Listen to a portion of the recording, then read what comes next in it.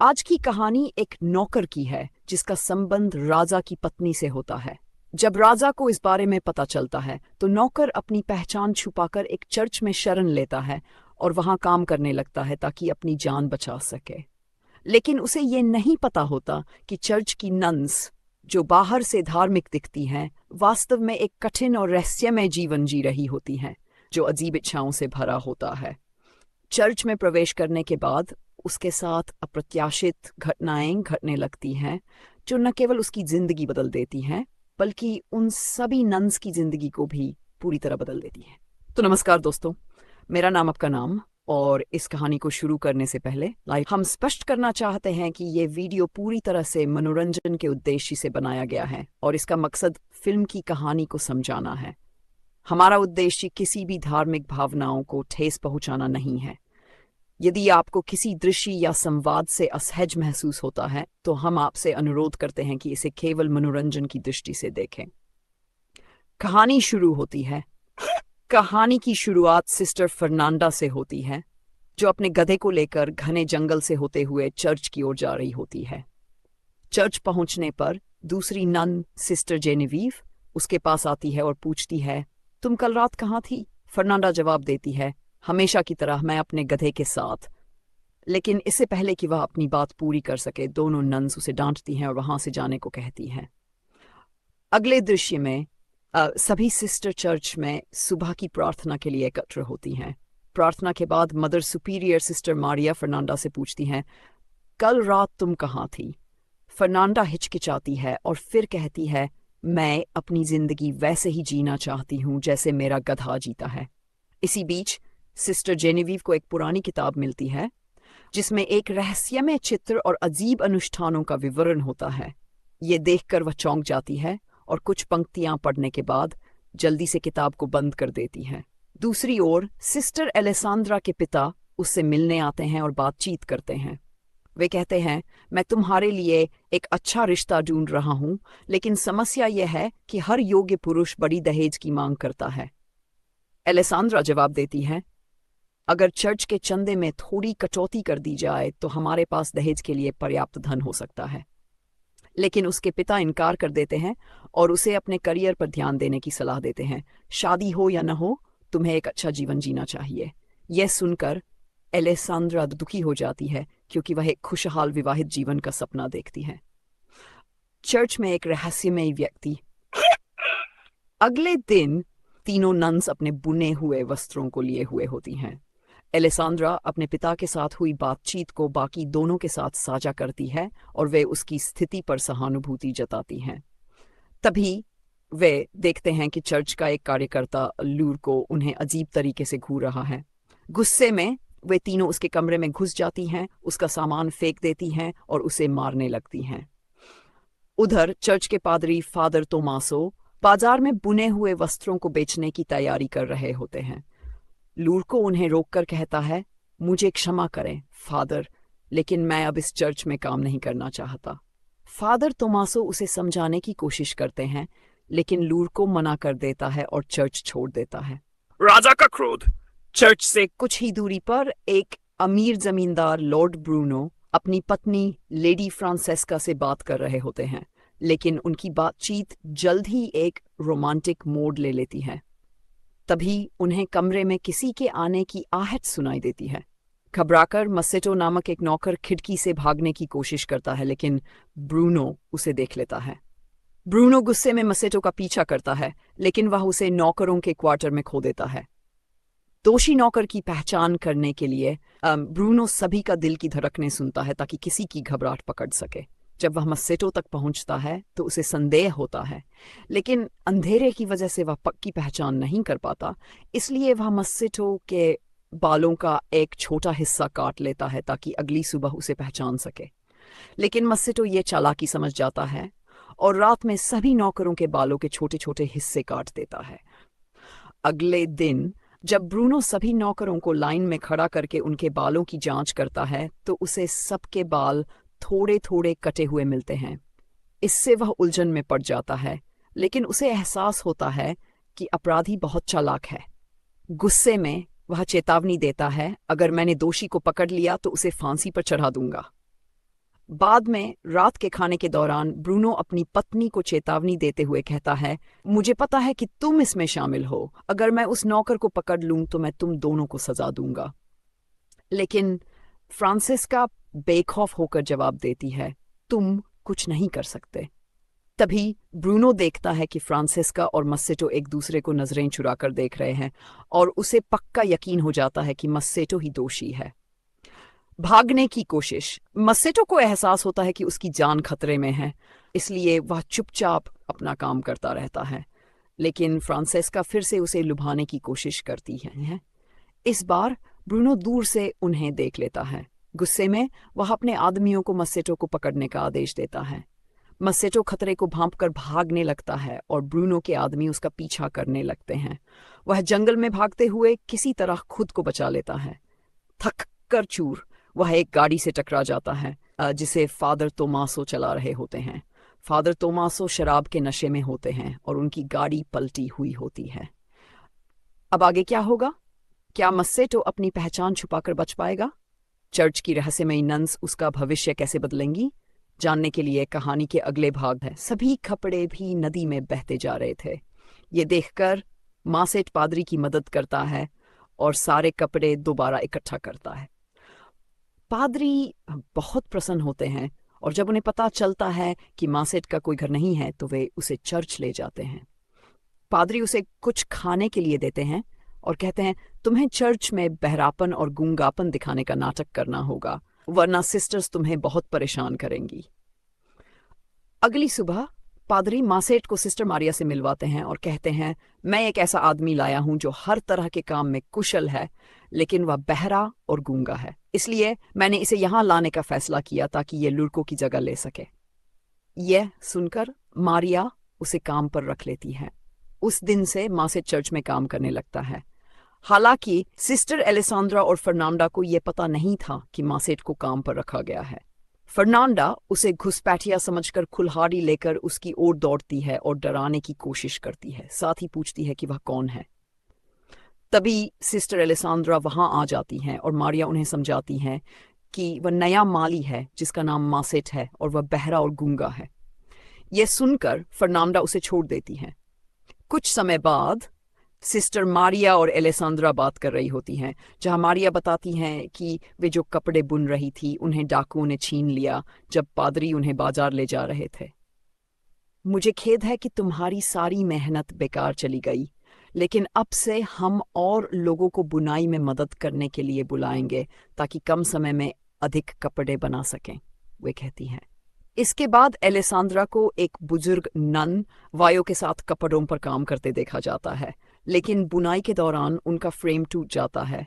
वह इसे ठीक करवाने के लिए मासेट के पास ले जाती हैं, लेकिन सिस्टर जीनव उन्हें जाते हुए देख लेती हैं और चुपचाप उनका पीछा करती हैं।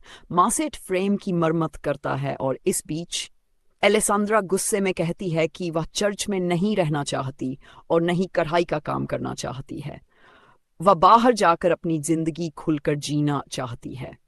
लेकिन मासेट कोई प्रतिक्रिया नहीं देता क्योंकि वह बहरे और गूंगे होने का नाटक कर रहा होता है। एलेसांद्रा को यह पता था कि मासेट उसकी शिकायतें सुन भी नहीं सकता और न ही किसी को बता सकता है। रात में पादरी मासेट के कमरे में आते हैं और पूछते हैं कि उसका दिन कैसा रहा। यहाँ की सिस्टर्स थोड़ी झगड़ालू हैं जिसे काम करना मुश्किल हो सकता है, वे कहते हैं। मासेट जवाब देता है, हाँ, कुछ सिस्टर्स सच में झगड़ालू हैं, लेकिन मैं अपना काम संभाल लूंगा। पादरी उसे आश्वस्त करते हैं, चिंता मत करो, वे तुम्हें नुकसान नहीं पहुंचाएंगी, लेकिन जो भी हो मुझे सब बताते रहना और उनके सामने बहरा और गूंगा बने रहना ताकि वे तुम्हें ज्यादा परेशान करें। इस बीच अपने कमरे में फर्नांडा किताब पढ़ रही होती है जब कोई उसके खिड़की पर पत्थर मारता है। वह खिड़की खोलती है तो देखती है कि उसकी बचपन की दोस्त मार्टा वहां खड़ी है। फिर दोनों एलेसांद्रा के कमरे में जाती हैं और तीनों मिलकर शराब पीने लगती हैं। कुछ देर बाद सिस्टर जीनव भी वहां आ जाती है और वे सभी मिलकर मजे करने लगती हैं। शराब पीते हुए वे रोमांटिक बातें करने लगती हैं। मार्टा उन्हें एक जड़ी बूटी के बारे में बताती है जिसे खास तरीके से इस्तेमाल करने पर पुरुषों को आकर्षित किया जा सकता है। यह सुनकर बाकी तीनों और भी उत्साहित हो जाती हैं। अगले दिन जब मासेट काम कर रहा होता है तो एलेसांद्रा उसके पास आती है और कहती है, मैंने तुम्हारे लिए ये रुमाल बनाया है। फिर वह उससे पसीना पोंछती है और उसके पास बैठकर बातें करने लगती हैं। पिछली रात मार्टा की कहानियां सुनने के बाद एलेसांद्रा के मन में शरारती विचार आ रहे थे। बातचीत के दौरान वह अचानक मासेट को चूम लेती है। मौका देखकर मासेट भी उसका साथ देता है और दोनों एक दूसरे में खो जाते हैं। लेकिन तभी चर्च की घंटी बजती है, जिससे मासेट चौंक जाता है।